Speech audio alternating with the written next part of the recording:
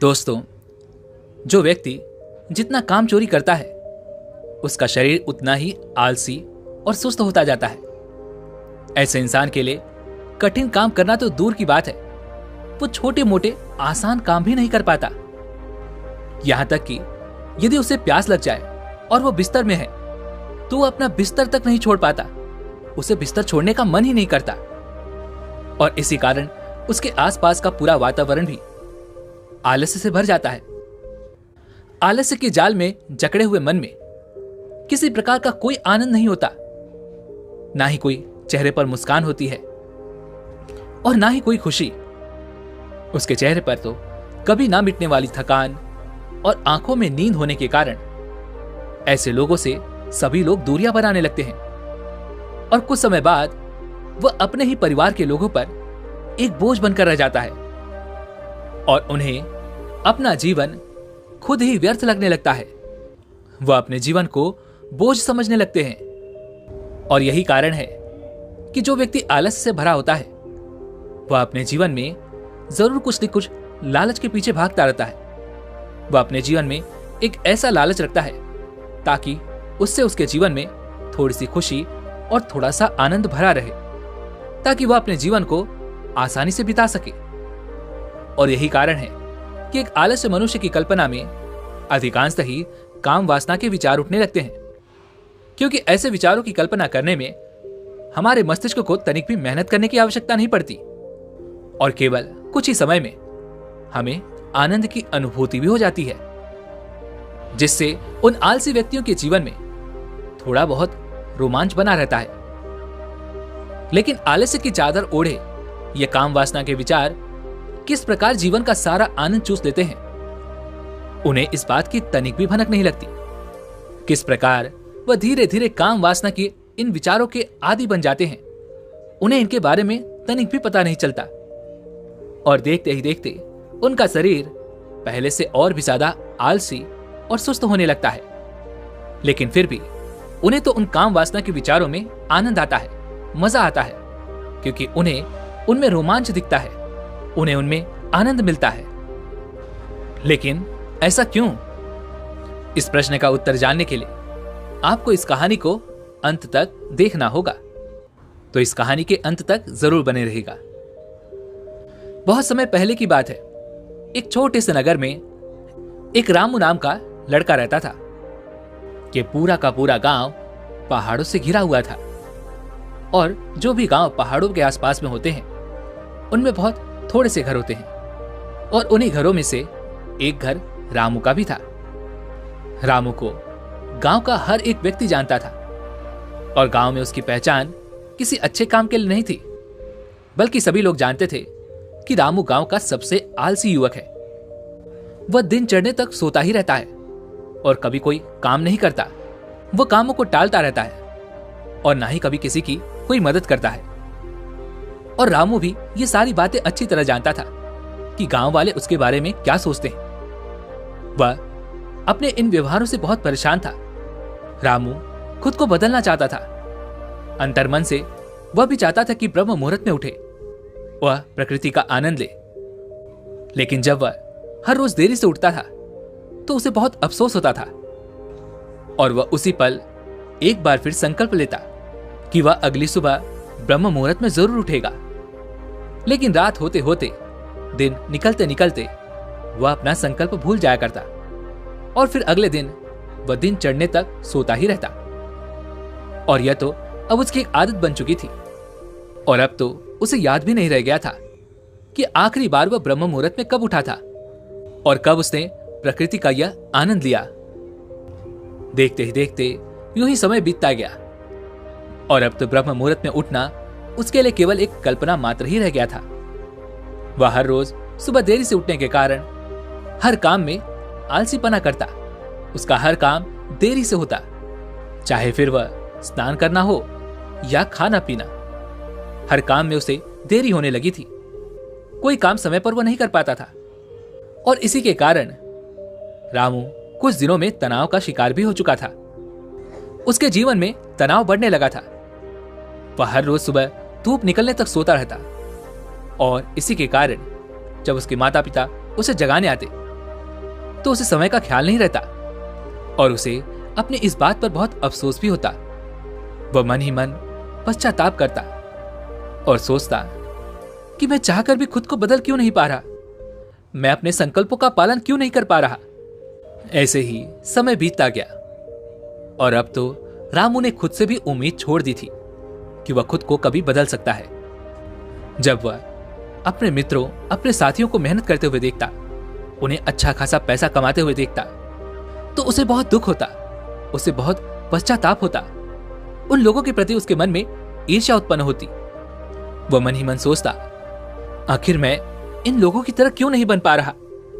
ये लोग लगातार दिन ब दिन तरक्की करते जा रहे हैं और मैं चाहकर भी केवल सुबह तक नहीं उठ पाता। मैं अपने आप को बदल क्यों नहीं पा रहा।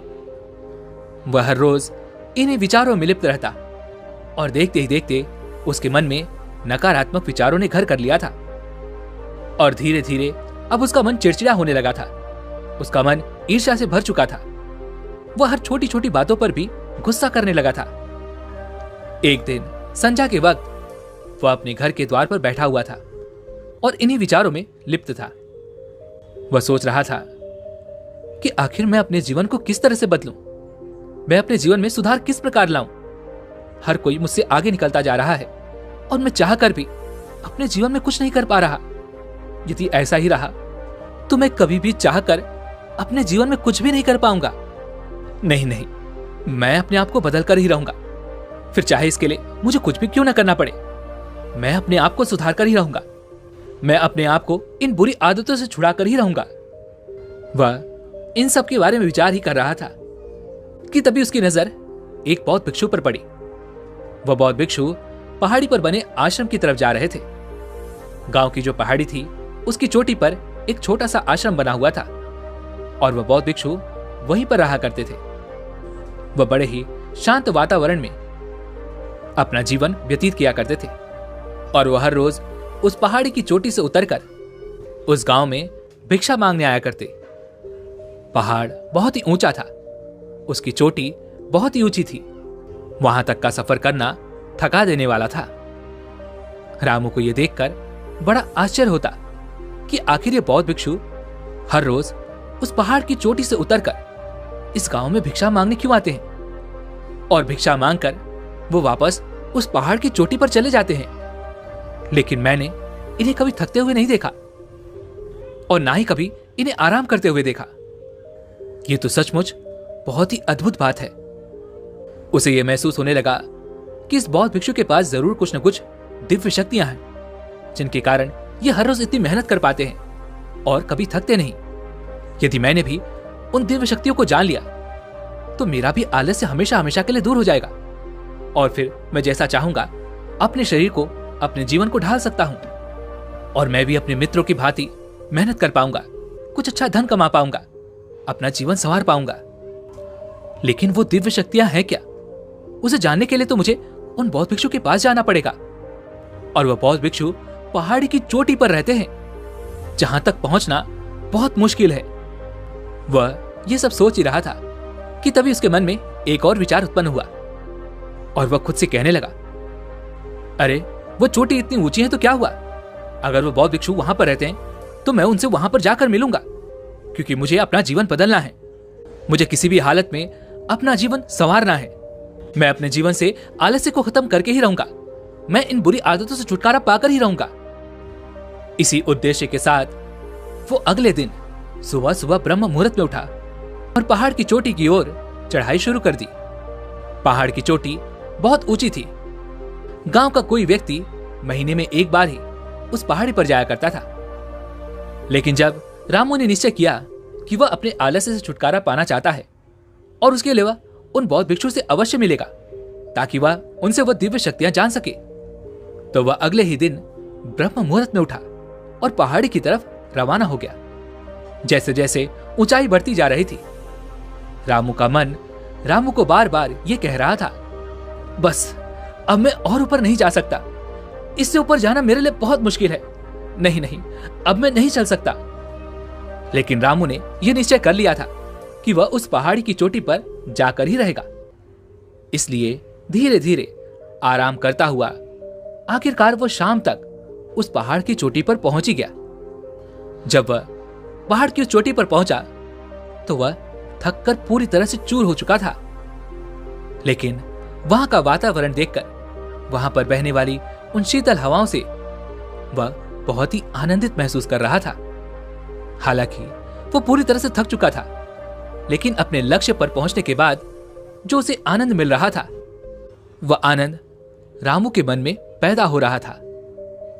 आज उसे पहली बार यह एहसास हुआ था कि मेहनत करने से कितना आनंद प्राप्त होता है।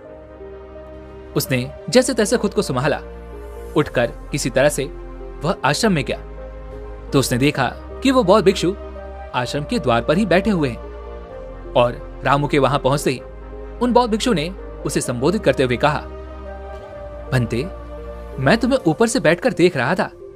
तुमने किस प्रकार हिम्मत दिखाई है। तुमने आराम करते हुए अपने लक्ष्य तक लगातार सफर किया है और यह देखकर मैं बहुत प्रसन्न हूं। लेकिन मेरे मन में एक प्रश्न है और वह मैं तुमसे जानना चाहता हूं। इस पर रामू कहता है, कहिए, आप क्या जानना चाहते हैं। इस पर वो बौद्ध भिक्षु रामू से कहते हैं, भंते, आखिर तुमने इतनी मेहनत क्यों की। मैंने तुम्हें पहले कभी इतनी मेहनत करते हुए नहीं देखा। मैंने तुम्हें गांव में कई बार देखा है और तुम हमेशा ही शांत और बड़े आलसी से लगते हो।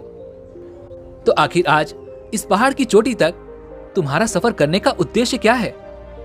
तुम यहां पर क्या पाने आए हो। तुम्हारे मन में कौन से सवाल हैं जिनका उत्तर तुम्हें नहीं मिल रहा।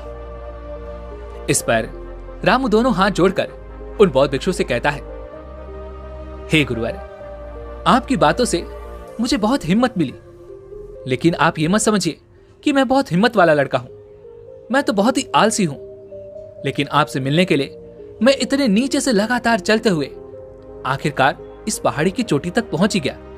और जिसके लिए मैं यहां तक आया हूं वो आप ही हैं। मैं अपने जीवन में कभी इतनी ऊंची पहाड़ी तक चढ़ सकता था, उसकी चोटी तक पहुंच सकता था, इसकी मैंने कल्पना तक नहीं की थी। और आज मैं आपसे कोई प्रश्न करने ही यहां पर आया हूं। मैं आपसे यह जानना चाहता हूं कि इतनी उम्र बीत जाने के बाद भी आपके शरीर में वो स्फूर्ति, वो चपलता कैसे कायम है। आखिर आप कैसे इस पहाड़ की चोटी से रोज गांव में आते हैं और भिक्षा मांगकर वापस आप इस पहाड़ी की चोटी तक चढ़कर चले आते हैं। आखिर आप इतनी दूरी कैसे तय कर पाते हैं। आपकी बड़ी कृपा होगी अगर आप मुझे वो रास्ता बताएंगे तो मैं भी अपने जीवन से आलस्य को दूर कर पाऊंगा। मैं अपने जीवन में आलस्य के कारण बहुत परेशान हूं। पूरा दिन केवल मेरा बिस्तर में ही बीत जाता है और नाना प्रकार के ख्यालों की कल्पना मेरे मन में चलती ही रहती है। और पिछले कुछ दिनों से तो मेरे मन में तरह तरह के काम वासना के विचार भी उठने लगे हैं, जिसके कारण मेरे शरीर की प्राण शक्ति धीरे धीरे खत्म होती जा रही है।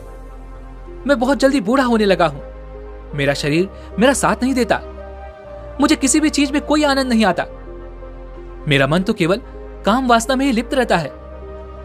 मैं जब भी बिस्तर में लेटता हूं तो मुझे तरह तरह की सुंदर युवतियों के चेहरे नजर आते हैं जो मेरी आंखों के सामने घूमते रहते हैं। मैं अपने उन विचारों को रोकने का बहुत प्रयास करता हूं, लेकिन जितना ही मैं उन्हें रोकने का प्रयास करता हूं वह विचार उतने ही प्रबल होते जाते हैं। वो विचार मुझ पर उतने ही हावी होने लगते हैं और मैं चाहकर भी उन्हें रोक नहीं पाता। मैं चाहकर भी अपने लिए कुछ नहीं कर पाता। हे गुरुवर, कृपया करके मेरा मार्गदर्शन करिए। मुझे इस दलदल से बाहर निकालिए, अन्यथा मैं क्या कर बैठूंगा मैं ये नहीं जानता। इस पर वो बौद्ध भिक्षु मुस्कुराने लगे और रामू से कहते हैं, भंते, आलस्य को हम खुद ही बढ़ावा देते हैं। हमारा मन तरह तरह की चाल चलता है और हम उस चाल में उलझ जाते हैं। अगर हम अपने मन की चाल को पकड़ना सीख लें तो फिर हमारा मन हमें धोखा नहीं दे पाएगा। फिर वह उसी प्रकार के कार्य करेगा जिस प्रकार हम उससे कार्य करवाना चाहते हैं। हमारा मन कभी शांत नहीं रहना चाहता और इसी कारण यदि तुम अपने मन को 1 इंच के लिए भी जगा दोगे तो वह कोई न कोई बहाना अवश्य ही ढूंढ लेगा और तुम्हें उन विचारों में वह डुबाकर ले चला जाएगा। इसलिए अपने मन को कभी भी तनिक भी खाली मत रखो। उसे बहाना बनाने का कोई अवसर मत दो, तो तुम्हारा मन तुम्हारा कुछ भी नहीं बिगाड़ पाएगा और वह तुम्हारा साथी हो जाएगा। और इसी के विपरीत यदि तुम अपने मन के जाल में फंस जाते हो तो वही मन तुम्हारा दुश्मन बन जाएगा और वह जैसा चाहेगा तुम्हें वैसा ही करना होगा। इतना कहने के बाद वह बौद्ध भिक्षु रामू से प्रश्न करते हुए कहते हैं, भंते, मुझे एक बात बताओ, आज जब तुम इस पहाड़ी पर चढ़ रहे थे तो तुम्हें आलस्य क्यों नहीं आया? क्या तुमने खुद से कोई प्रश्न किया था? क्योंकि तुम्हारे मन के पास कोई बहाना ही नहीं था। तुमने मन को बचने के लिए कोई जगह ही नहीं दी। तुम्हें पता था कि तुम्हें मुझसे यदि वह दिव्य शक्तियां ना मिली, वह दिव्य रास्ता ना मिला, तो तुम अपने जीवन में कभी कुछ नहीं कर पाओगे।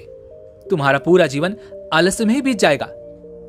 और तुम अपने जीवन से इतना ऊब चुके थे कि अपने आलस्य को दूर करने के लिए तुमने ये निश्चय किया और इस निश्चय पर तुम खरे भी उतरे। लेकिन तुमने क्या इस बात पर ध्यान दिया कि इसी के कारण तुम्हारा सारा आलस्य एक पल में ही खत्म हो गया? क्योंकि तुम किसी भी कीमत पर अपने सवालों के जवाब चाहते थे और वह जवाब सिर्फ मैं ही तुम्हें दे सकता था।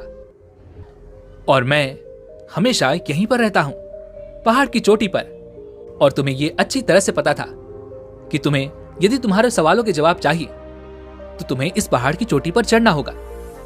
इसलिए तुम्हारे सामने केवल एक ही लक्ष्य था और वह था इस पहाड़ की चोटी पर चढ़ना और मुझसे मिलकर अपने सभी सवालों के जवाब हासिल करना। इसी कारण तुम्हारे मन को और कोई बहाना ना मिला, उसे कहीं पर कोई जगह ना मिली, उसके सामने केवल एक ही लक्ष्य था। और इसी कारण तुम्हारे मन का सारा आलस्य खत्म हो गया और तुम देखते ही देखते धीरे धीरे करते हुए आखिरकार अपनी मंजिल तक पहुंच गए। किंतु यहां पर एक बात और समझने वाली है कि जब तक हम अपने मन के बने हुए उस जाल में फंसे रहते हैं तब तक हमें कोई दूसरा विकल्प नजर नहीं आता, क्योंकि हमारा मन हमेशा ही हमें उस कार्य को टालने की सलाह देता रहता है। मान लो यदि तुम्हें अपने सवालों के जवाब गांव में ही मिल जाते, मैं तुमसे गांव में ही मिल लेता, तो तुम्हें इस चोटी तक आने की जरूरत ही नहीं पड़ती। लेकिन यहां पर तुम्हारे लिए और कोई दूसरा विकल्प नहीं था और इसी मजबूरी के कारण तुम्हें इस पहाड़ की चढ़ाई को चढ़ना पड़ा। और जब तुम्हारे मन के पास दूसरा कोई विकल्प ना था तो तुम्हारा मन भी तुम्हें रोक नहीं पाया। हां, पर यह भी बात याद रखना कि यह हमेशा के लिए नहीं हुआ है। हां, कुछ समय के लिए जरूर हुआ है, लेकिन हुआ तो सही। जब तुम दिन चढ़े तक सोते रहते हो तब तुम्हारे मन में यही ख्याल आते होंगे कि शायद मेरी किसी को कोई जरूरत नहीं है, मेरे पास कोई काम नहीं, इसलिए जागने से क्या फायदा, मैं सुबह उठकर भी क्या कर लूंगा। इसी प्रकार के तरह तरह के विचार तुम्हारे मन में उठते होंगे और इन्हीं विचारों के कारण तुम सुबह ब्रह्म मुहूर्त में उठ ही नहीं पाते। लेकिन तुम्हें खुद पर ध्यान देना चाहिए, खुद के विचारों पर ध्यान देना चाहिए। तुम्हें खुद को यह समझाने की जरूरत है कि ब्रह्म मुहूर्त में उठना तुम्हारे लिए कितना फायदेमंद है। चाहे किसी को जरूरत हो ना हो, लेकिन तुम्हें खुद की जरूरत है, तुम्हें खुद के लिए उठना चाहिए। ब्रह्म मुहूर्त में उठकर सुबह की ताजी हवा का सेवन करना, सुबह सुबह व्यायाम करना, वह तुम्हें कितना आनंद प्रदान करता है। एक बार अगर तुम्हें यह महसूस हो जाए तो तुम्हारे आसपास दूसरा कोई विकल्प नहीं रहेगा। किंतु याद रहे कि तुम्हें नियमित इसका पालन करना होगा।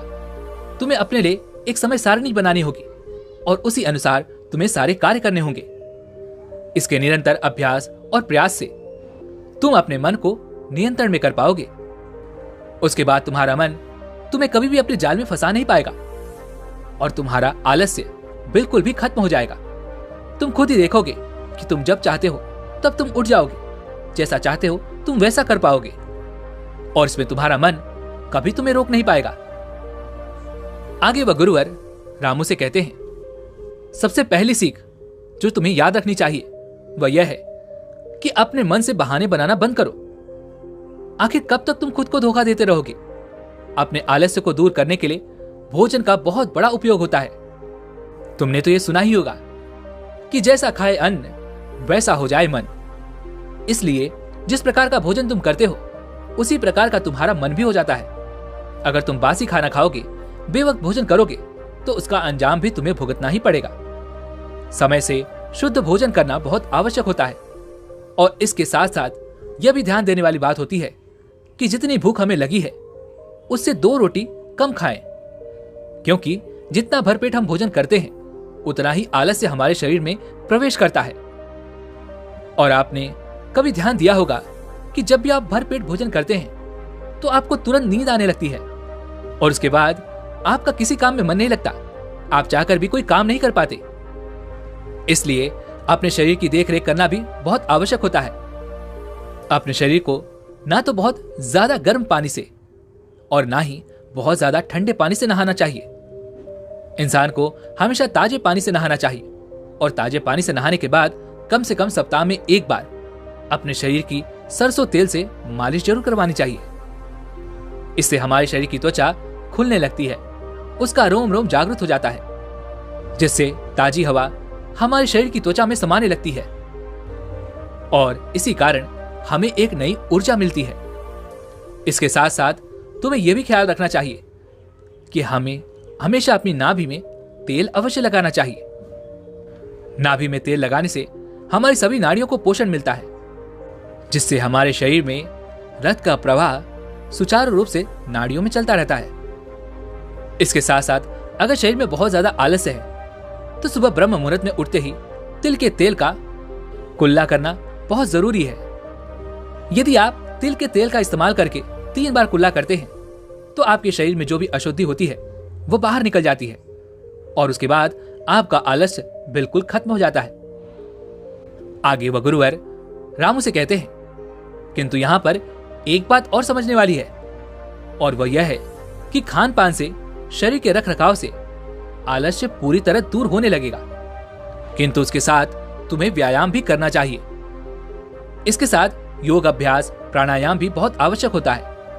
इससे तुम्हारे शरीर की मांसपेशियां पूरी तरह से खुलने लगेंगी और एक बार अगर तुम आलस्य के चक्कर से बाहर निकल गए तो असली आनंद का मजा तुम अवश्य ले पाओगे और फिर तुम्हें किसी भी जादुई शक्ति की कोई आवश्यकता नहीं पड़ने वाली।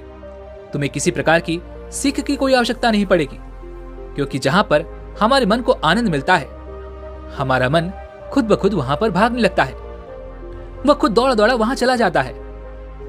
और साथ ही साथ ये भी याद रखना, अगर तुम आलस्य में भरे रहे, अपने बिस्तर में पूरे दिन पड़े रहे, तो तुम्हारे अंदर काम वासना के विचार तो उठेंगे ही और तुम्हें ऐसा प्रतीत होगा कि यही जीवन का असली आनंद है और तुम उसमें डूबते चले जाओगे और फिर तुम चाहकर भी अपनी प्राण शक्ति को यूं खर्च करने से रोक नहीं पाओगे और आखिर में तुम यही पाओगे कि तुम्हारा शरीर बीमारियों से ग्रस्त हो चुका है, क्योंकि तुम्हारे शरीर की पूरी शक्ति खत्म हो चुकी है और तुम जल्द ही बुढ़ापे की ओर आगे बढ़ने लगोगे।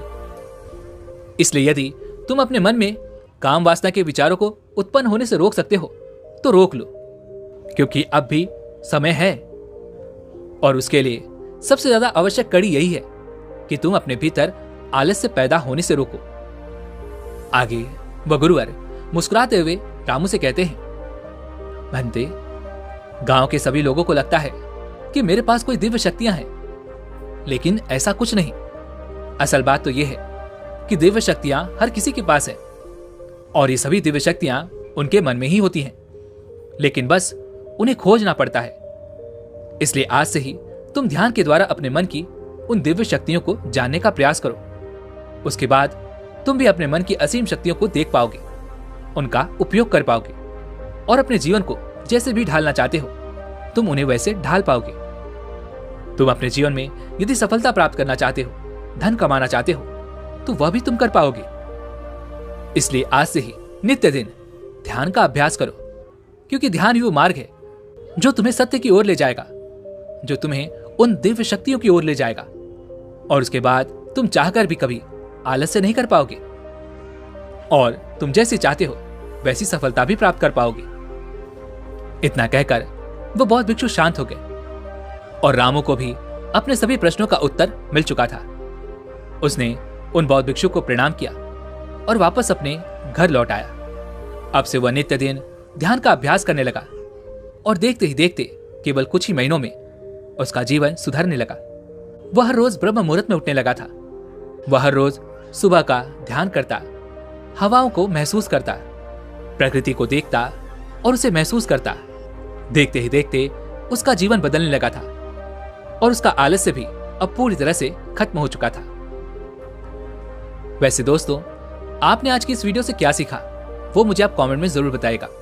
इसी के साथ में उम्मीद है कि आपको आज की ये वीडियो पसंद आई होगी, तो इस वीडियो को लाइक और अपने दोस्तों के साथ शेयर भी जरूर कीजिएगा और हमें ऐसे ही सपोर्ट करने के लिए चैनल को सब्सक्राइब और घंटी बटन को जरूर दबा दीजिएगा। चलिए मिलते हैं अगली वीडियो में, तब तक के लिए अपना ख्याल रखें। धन्यवाद।